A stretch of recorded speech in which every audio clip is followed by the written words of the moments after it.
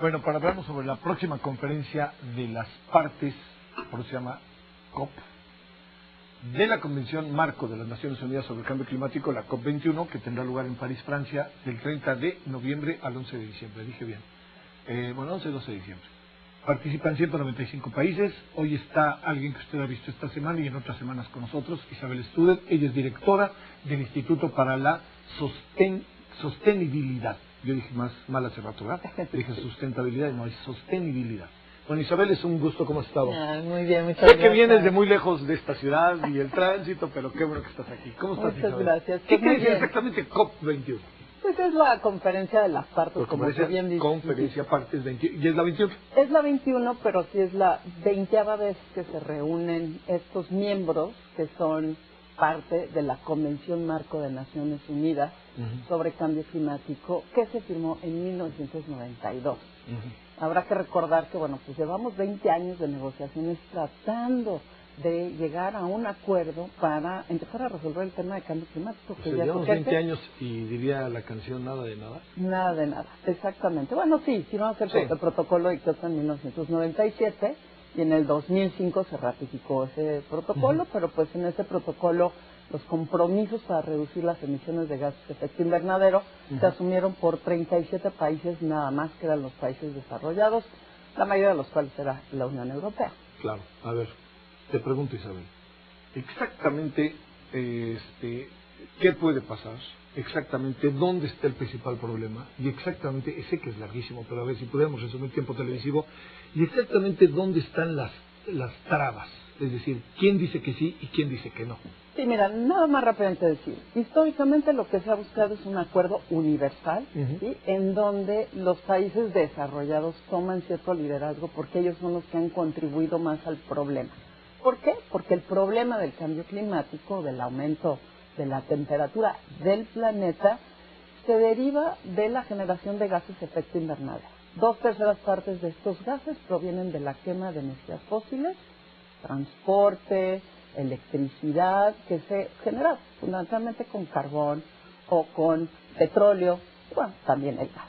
Entonces, esta quema de gases ha estado asociada al desarrollo económico. Entonces, son los países desarrollados que históricamente causaron este problema. Entonces, el primer tema, digamos, que ha sido importante y que va a seguir siendo importante en París es que haya un acuerdo que sea justo.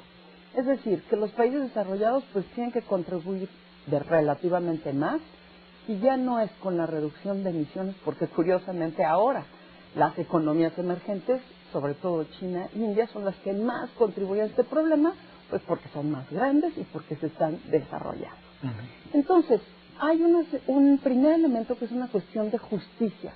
Los países desarrollados tendrán que poner financiamiento para ayudar y generar incentivos a que las otras economías emergentes y los países en vías de desarrollo pues quieran hacer esta transición. ¿Por qué? Porque, pues como decíamos, no es un tema nada más de medio ambiente, sí, claro, es un tema de desarrollo económico. Si yo tengo que cambiar toda mi infraestructura que ha estado orientada a estas energías que han sido las que han prevalecido en la historia, ¿cómo le hago para hacer esa transición? Ese es un primer tema entonces. Y entonces en París, a diferencia del protocolo de Kioto, se dijo, no son nada más los países desarrollados los que van a tener contribuciones para reducir las emisiones. Ahora ponemos todos. Y ahí hay un primer elemento que parece muy positivo. 175 países de los 195 han puesto sobre la mesa estas contribuciones voluntarias para reducir las emisiones de gases de efecto invernadero. Entonces estamos viendo que ya hay un consenso. Sí, pero oye, estamos hablando de un cambio, casi de 180 grados. Totalmente, pero además también vemos que Estados Unidos y China, que son los emisores más importantes, ya están dispuestos a tomar acción. Y ahí hay que comentar dos cosas. La primera es que Barack Obama ve este tema como uno de sus grandes legados. Sabemos que ya se va y sabemos que para él, pues este tema es muy importante para asumir un liderazgo a nivel global. Y que además recordemos que lo dijo cuando ganó la primera vez y cuando ganó la segunda vez. Así es. Sabemos muy bien que el gran obstáculo, sin embargo, es el Congreso de los Estados Unidos. Y ahorita regreso a ese punto. Pero bueno, Barack Obama quiere dejar un legado, ya se va, y por eso Estados Unidos está poniendo sobre la mesa, pues no metas tan ambiciosas, pero suficientemente importantes para una economía como Estados Unidos como para impulsar el nivel de ambición de otros países. Segundo es China. Sabemos muy bien que, bueno, pues los chinos habían sido muy reticentes a asumir estos compromisos porque no querían detener su crecimiento económico. La contaminación en las ciudades chinas ha llegado a tal nivel que es un problema político y social, que puede ser una bomba de tiempo para China. Y de eso ha sido un incentivo muy importante para que ellos vean en la reducción del uso de carbón, que es uno de los contaminantes más importantes y que ellos utilizan de manera importante para la generación de electricidad, como un incentivo para ahora sí decir que para el 2030 va a llegar al límite de sus emisiones y va a empezar a bajar. Otro tema, ellos han visto el tema de las inversiones en las energías renovables como un motor de crecimiento económico y como un nuevo nicho de competitividad a nivel mundial. Se han posicionado muy rápidamente y ese es otro incentivo importante. Entonces tenemos estos dos grandes jugadores diciendo, ahora sí queremos jugar, y eso pues ha alineado que el resto de los países, y sobre todo el grupo de los 77, que son los países en vías de desarrollo, históricamente se habían opuesto, bueno, pues ya no tienen ese líder, digamos, que los alineaba a todos en contra de las cosas. Entonces, vemos esas condiciones favorables. Un tercer elemento, o sea, que nos llevaría a lo que se considera un acuerdo universal. Se decía que, bueno, pues esos son los elementos favorables. Un elemento favorable adicional es que las grandes empresas multinacionales dicen, ya basta, queremos que haya un acuerdo. Claro. Estamos viendo regulaciones por aquí y por allá. Eso, tú sabes, a las empresas multinacionales les representa un riesgo regulatorio importante. Operan en más de 100 países. O sea, ya digamos sí o no.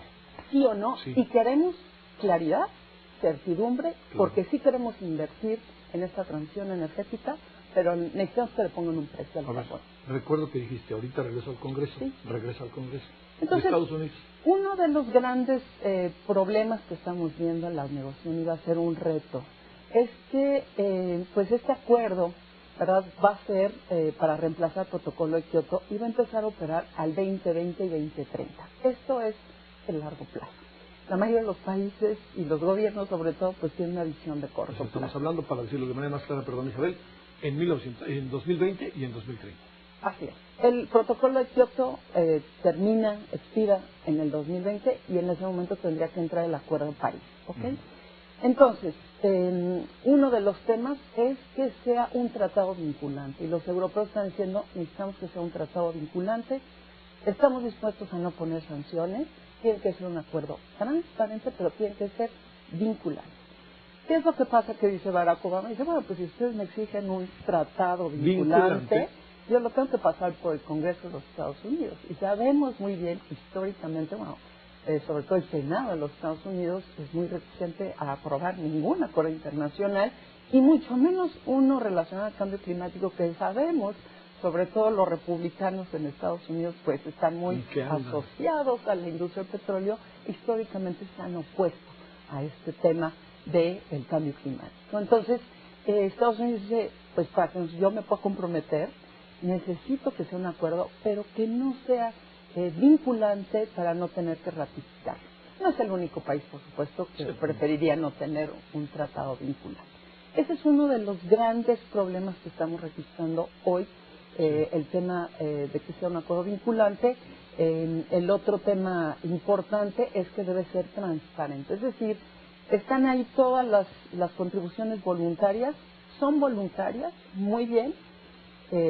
Necesitamos que haya mecanismos de medición y de transparencia, y se está hablando de que cada 5 años se estaría revisando lo que han hecho y los avances que han hecho cada uno de los países, y que no hay manera de ir para atrás. Lo que pongan sobre la mesa va a ser el punto de partida para ir revisando y tratando de aumentar el nivel de ambición.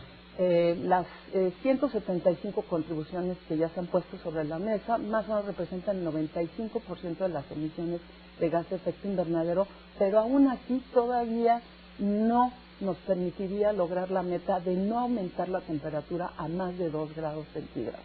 Estamos cerca de 3 grados centígrados.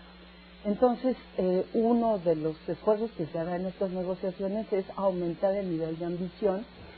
Muchos países, como es el caso en México, han dicho, bueno, nosotros aumentamos el nivel de ambición, pero eso requeriría que hubieran inversiones en este que país. hubiera financiamiento para generar un Y todo el mundo dice lo mismo.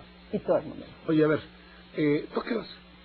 Bueno, yo voy como parte de la delegación mexicana, como sabes, estoy en el Consejo de Cambio Climático, que es este consejo que se creó con la Ley General de Cambio Climático, pero además voy a participar en varios foros, sobre todo con el sector privado, el World Business Council for Sustainable Development. Como tú sabes, bueno, pues trabajo mucho con el sector privado aquí en México y generando también estos incentivos desde el sector privado. Conciencia, pero sobre todo acciones, que es lo más importante, ¿no? Entonces, bueno, pues ahí se congregan las empresas globales que han sido líderes en este tema y ahora, bueno, pues el Tecnológico Monterrey es un knowledge partner de este consejo, entonces vamos a estar participando ahí. Vas como con doble representación. Exactamente. Ahora, déjame cerrar, Isabel, la conversación, si se puede, en breve. México, ¿qué papel juega en todo esto? Digamos, yo sé que se han hecho, esta semana que hemos visto los reportajes aquí en Canal 11, de las cosas que me han llamado la atención es que como el país tiene extraordinarios diagnósticos, extraordinarias enunciaciones, fíjate, con la ley de transparencia, que todo el mundo ahorita estamos diciendo qué buena está la ley de transparencia, el problema es cuando la bajas o cuando la ves en la práctica, y otra variable, cuando haces seguimiento de ellas, que de repente haces cosas maravillosas y no te vuelves a acordar de ellas hasta dentro de 10 años, ¿no? Así es. ¿Cómo está el país en ese sentido, Isabel? Mira, somos muy buenos para crear instituciones, leyes, todo esto, pero ya a la hora que las tienes que implementar, bueno, pues ahí es el gran reto, ¿no?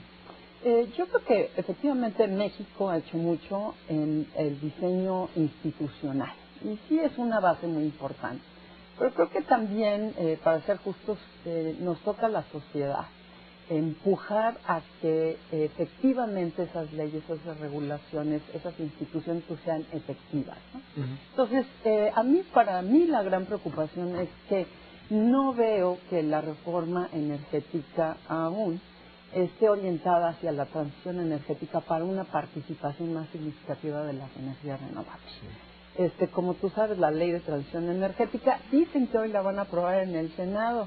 Bueno, al cuarto para las 2, esperemos que así sea. Ella está desplegado hoy diciendo vamos a llegar con las manos vacías a la COP21 si no aprobamos esta ley. Así es, pero déjate que sean las manos vacías. Yo creo que México está perdiendo una oportunidad. O sea, llegamos tarde a la fiesta petrolera porque nos tardamos 20 años en aprobar la reforma energética, que se debió haber aprobado hace muchísimo tiempo. Nos está pasando lo mismo. Ahora que estamos promoviendo el petróleo y el gas, bueno, pues todo el mundo está hablando de las energías renovables. Sí. Y nosotros todavía andamos con aquellas. Andamos con aquellas. Y creo que México además, bueno, si no tuviéramos estos recursos de energías renovables, pues lo entendería. Pero tenemos un potencial de energía solar, de energía eólica enorme y no lo estamos aprovechando suficientemente. Entonces, creo que ahí hace falta realmente que como sociedad, la sociedad civil, las universidades y el sector privado que ya está muy interesado en México en impulsar esta transición, olvídate para el cambio climático, como un motor de crecimiento económico, de generación de innovación, de empleos. Es una oportunidad muy importante, además de que, bueno, pues si reducimos la contaminación que está asociada al uso de estas energías más limpias, pues mucho mejor. Bueno, Isabel, es un gusto. Buen viaje. Muchísimas gracias. ¿Te inquieta la seguridad? Pues sí, claro que sí. Es difícil que no, ¿eh? Hay una ley marcial. Francamente, yo creo que todos los que vamos también lo hacemos un poco en gesto de solidaridad. Sí. Oye, me dices que no es París. Así es. En las afueras de París, lo que era el antiguo aeropuerto Le Bourget. Sí, claro. Y bueno, pues es una zona que la pensaron así porque de por sí estas grandes conferencias son complejas, ¿no? Sí, ahora con este contexto, bueno, con pues, mayor razón. Bueno, y además como para pensar el Le Bourget, aeropuerto, lo que acabaron haciendo ahí, ¿no? como Así para es. pensar en qué hacemos en el nuestro, ¿no? Exacto, exacto. En el territorio del nuestro, ¿no? Sí, claro, sí, claro. ¿no? Bueno, muy buen viaje, Isabel. Muchísimas en una de esas, gracias, si no Javier. tienes inconveniente, te hablaremos. Ay, encantada, claro que Para sí. conversar contigo. Con Gracias, muchísimo Isabel. gusto, muchas gracias. Gracias, Javier. buenos días y buen viaje. Gracias, muchas Bueno, gracias. COP21 a partir del domingo y hasta el 11 de diciembre. A Isabel estará la segunda semana por allá, Exactamente. allá en París, en las afueras de París. Gracias de nuevo, Isabel. Bienvenida. Muchísimas gracias, qué amable.